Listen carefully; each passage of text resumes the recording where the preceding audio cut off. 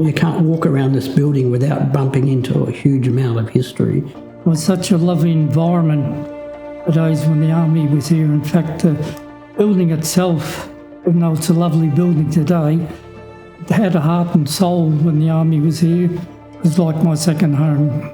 Really, the story of Fortuna goes back into World War II.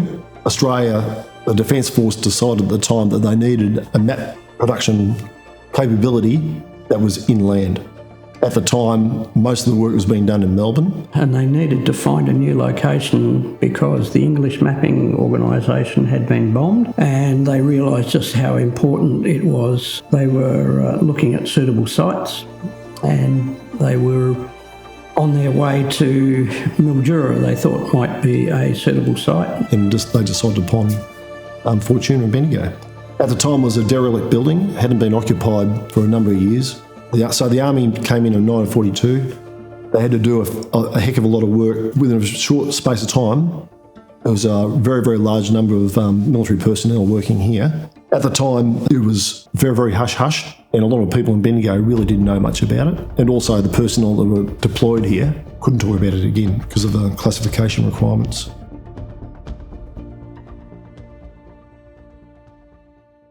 Everyone treated one another with respect, but all loved to have a joke, all loved to have fun at the same time. I think we'd have to have one of the best social environments of any military establishment. Because we're isolated here, we had to rely on each other all the time.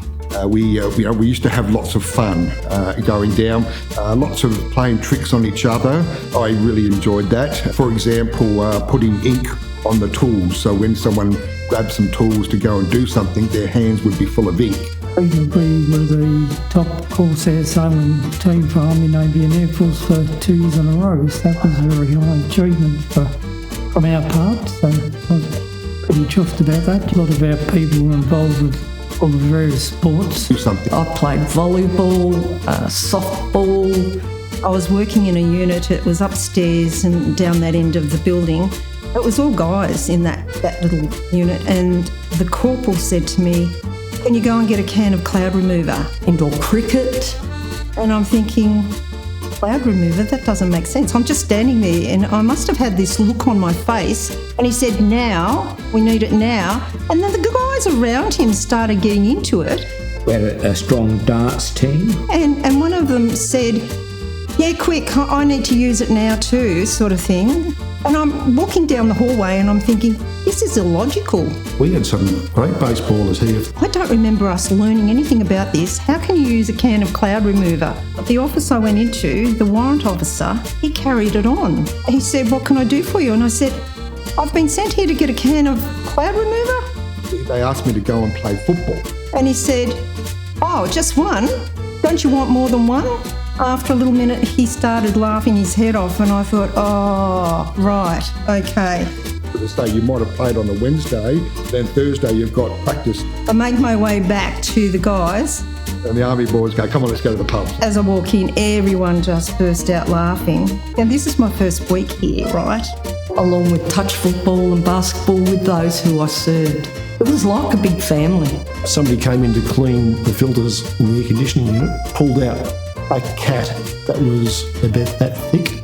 We had some exceptional players, and I'm not sure we won too much, but we were a close-knit community. It actually got caught and died in a conditioning unit. The other one would be that you'd be standing there within the decks of the printing presses, and all of a sudden you'd cop a sponge in the back of the head. There was no smell. And so it must have been there for a couple of years and was mummified from the dehumidification. So that mummified cat, which was very, very thin, was taken as when we went on volleyball tournaments. We used to take it as our mascot, the mummified cat. Work hard and play hard is there. But when it came to the job, it was a total different thing. The standard of your work needed to be very high, because in a lot of cases, people's lives could depend on it. So the Survey Corps quickly established a reputation, being one of the foremost military map-making organisations in the world. So we're not just producing a map, we're producing a map that can be used, and people need and did trust the information we gave. So there was a huge responsibility on us to try and get as good as we possibly could. We weren't able to achieve the outcomes that we needed to unless we worked extremely closely together. The work done by the people was done with a lot of pride. There was a lot of pride in each of the squadrons. I think everybody that worked here had the same eagerness to come up and produce a good product, which we did. We almost couldn't wait to get to work. We had 4.5 days of mapping and half a day for sport. What's not to love?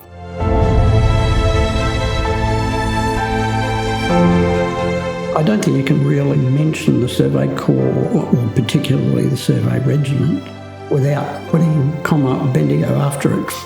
The connection was absolutely fundamental, is that their families were out in the community.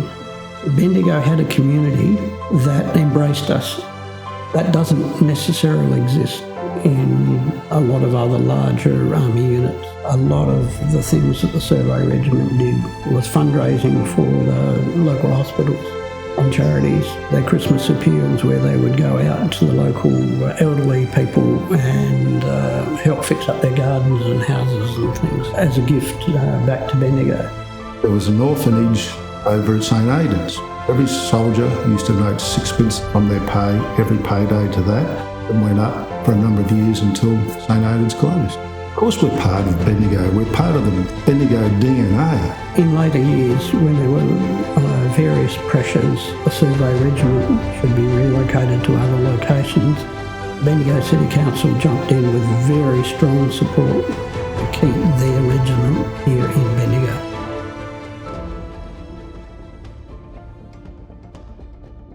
The Survey Regiment, around about that time, had the highest number of serving soldiers that had completed more than 20 years in the whole entire army because of the static nature of what we were doing and the fact that they were so motivated to continue to serve and do the job that they were doing. I was so fortunate to be sent to the Survey Corps. Let's just say as a 19, 20-year-old who grew up playing rugby league, taught to take no nonsense from anyone, stand up. I just needed to be redirected mentally and everything else. And the Survey Corps, especially certain individuals who I consider mentors, pushed me in the right way. And so I've been very fortunate in life to be part of the Survey Corps and its history. You used to rely a lot on your mates, and that was very important.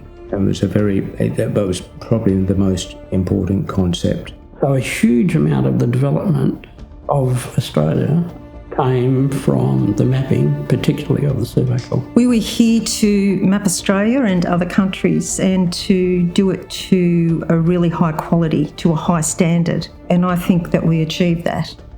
So we're now producing something that really is, and we've always felt this, that our products were always a national asset as well. Just for me, the services, the Survey Corps has been so rewarding. It's a job that I enjoyed to do for life. I've found an extended family.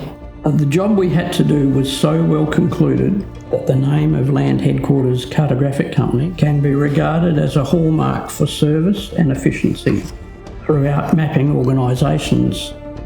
Our fun was grand and ever with us, and helped to cement those friendships which I trust will remain for all time.